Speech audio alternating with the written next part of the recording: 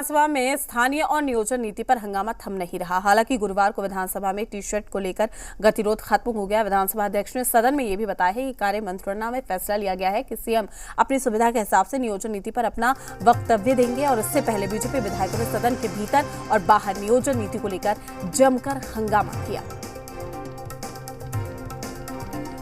तो सदन के भीतर और बाहर हंगामा, टी शर्ट पर गतिरोध हालांकि खत्म हो गया है, लेकिन जो हंगामा है वो लगातार देखने को मिला।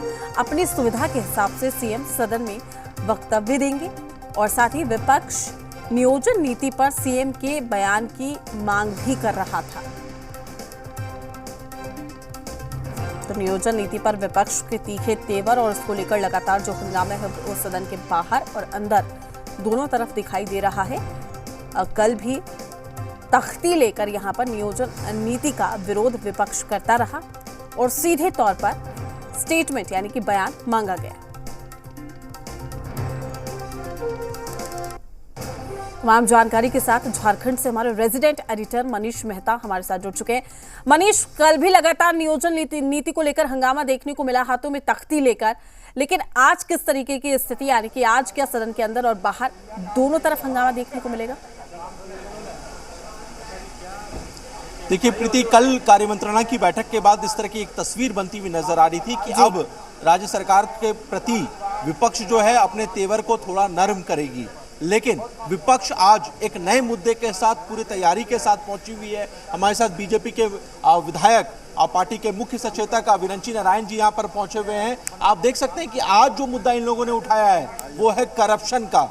करप्शन के मुद्दे पर अब बीजेपी राज्य सरकार को घेरने की कोशिश कर रही है और यहाँ पर हाथों में तख्तियां लेकर के बीजेपी के विधायक नजर आ रहे हैं। विरंची जी, आप ही से शुरू करते हैं। कल लग रहा था सब कुछ ठीक हो गया, आज एक नए मुद्दे के साथ। नहीं, मुद्दों की टोकरी दी है सरकार ने, मुद्दों की टोकरी दी है। और जिस तरह से झारखंड नियोजन एक विषय है और सबसे बड़ा विषय है राज्य का, साथ ही भ्रष्टाचार एक ऐसा विषय है जो इस झारखंड को दीमक की तरह चाट रहा है। पत्थर की लूट हो, बालू की लूट हो, कोयले की लूट हो, खनिज संपदाओं की लूट हो, पूरा राज्य करा रहा है। ऐसे में भारतीय जनता पार्टी बैठकर तमाशा नहीं देख सकती। हम सदन के बाहर भी और सदन के अंदर भी सरकार से मांग करेंगे कि जब आपके प्रिंसिपल सेक्रेटरी दलाल विशाल चौधरी के घर में जाकर और फाइलों का निपटारा करते हैं तो इसकी सीधी आंच मुख्यमंत्री के गिरेबान में जाती है।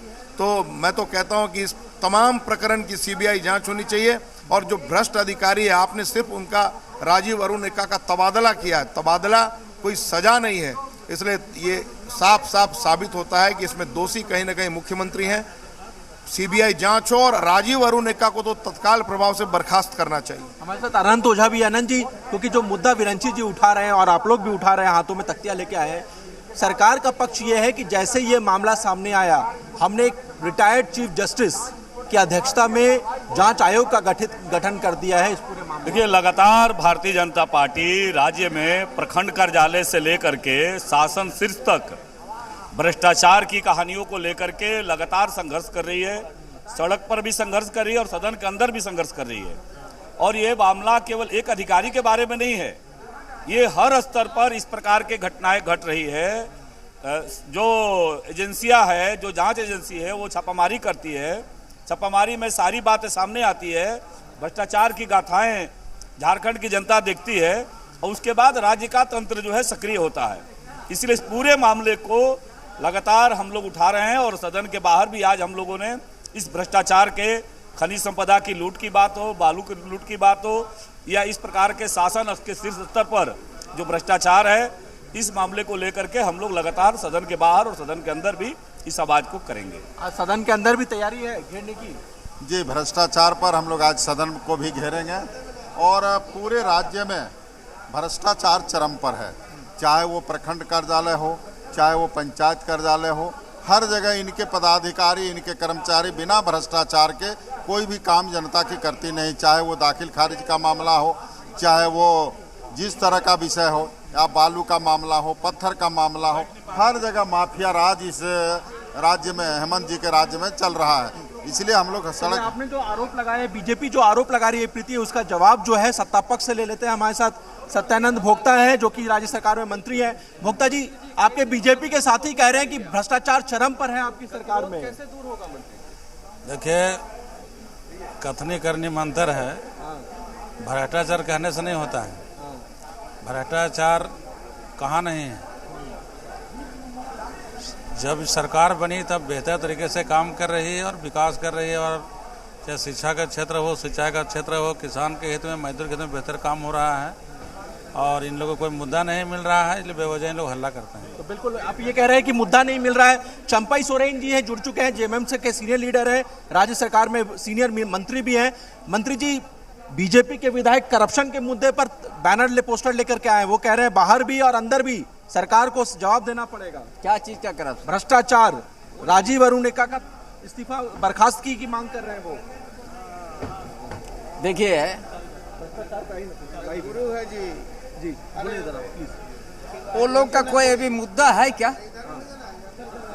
मुद्दा विहीन हो गया, इसीलिए जो भी मन में आ रहा है वो लोग करते जा रहा है। आप कह रहे हैं मुद्दा विहीन हो गया है बन्ना जी, लेकिन भ्रष्टाचार पर तो वो ये कह रहे हैं कि राजीव अरुणिका का तबादला नहीं, बर्खास्तगी होनी चाहिए। आपके साथी बीजेपी के राजीव अरुणिका कोई हत्या कर दिए हैं, क्या अपराध है? यदि ये देश में संविधान में सबको अधिकार है, कोई यदि हत्या करता तो 302 का मुकदमा होता, कोई अटेम्प्ट टू मर्डर करता 307 होता, कोई लपड़ थप्पड़ करता 323 324 होता। तो कानून ने सबको एक प्रावधान दिया है। अब राजीव अरुणिका ने क्या ऐसा अपराध कर दिया है जिसको लेकर इन लोग के पेट में इतना दर्द हो रहा है? चूंकि वो ट्राइबल एक अफसर है, इसके लिए इन लोग का पेट में ज़्यादा दर्द है। तो मैं समझता हूं कि जितना उन्होंने जो भी गड़बड़ या जो भी बात करी है उस पर तुरंत संज्ञान लिया मुख्यमंत्री जी ने, और संज्ञान लेकर तुरंत उनको जो है उस पद से दूसरे पद में भेज दिया है। तो मैं समझता हूं कि इंग्लिश में कहावत है, you do a mistake is not a mistake, you do not accept the mistake is the mistake, as the mistake that is the mistake. तो कुछ गलती हुआ है तो उसका सजा कुछ मिला है, अब वो वैसा गलती नहीं करेंगे, हो गया बात खत्म। वो तो कह रहे हैं कि करप्शन जो है चरम पर है आपकी सरकार में। अरे भैया, बाबूलाल जी ने तो वो भी कहा था कि वो कुतुब मीनार से कूदेंगे, कहाँ कूदे वो? ये कह रहा है कि आपकी सरकार में भ्रष्टाचार चरम पर है, लगातार कार्रवाई हो रही है। ये सब गलत है। बिल्कुल मनीष, और देखिए सीधे तौर पर यहाँ पर पक्ष और विपक्ष दोनों तैयार है प्रश्नकाल सवाल जवाब के लिए, और सीधे तौर पर जिस तरीके से विपक्ष मुद्दों को भुना रहा है, कहा जा सकता है कि सरकार के लिए भी, सत्ता पक्ष के लिए भी बड़ी चुनौती है यहाँ पर जवाब देना।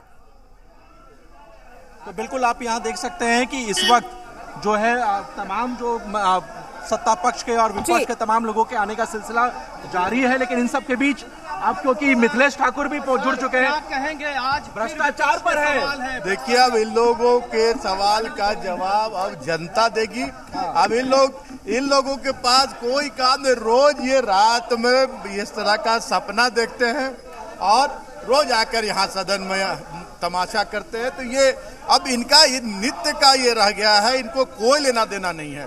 ये राज्य की जनता से, राज्य के विकास से इनका कोई लेना देना नहीं है।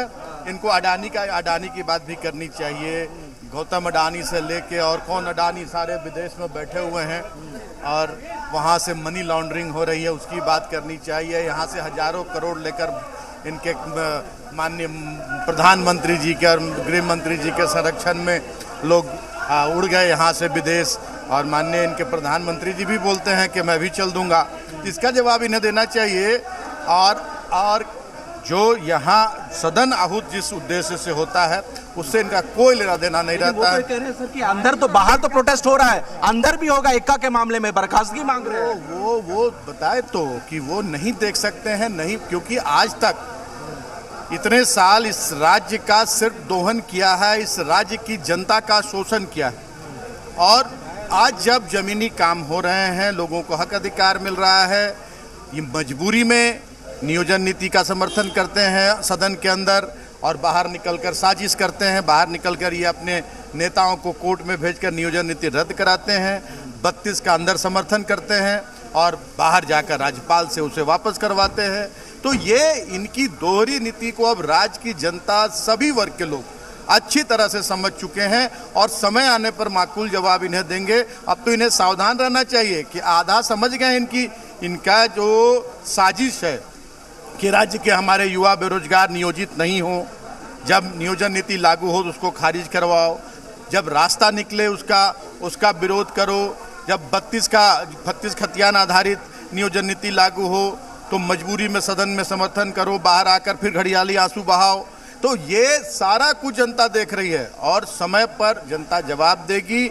और हम आपको ये दावे के साथ कहते हैं कि इनकी साजिश का शिकार हम राज्य की जनता को नहीं होने देंगे और राज्य के विकास में इन्हें हम बाधक नहीं बनने देंगे। सभी वर्गों को उनका हक अधिकार मिलेगा। और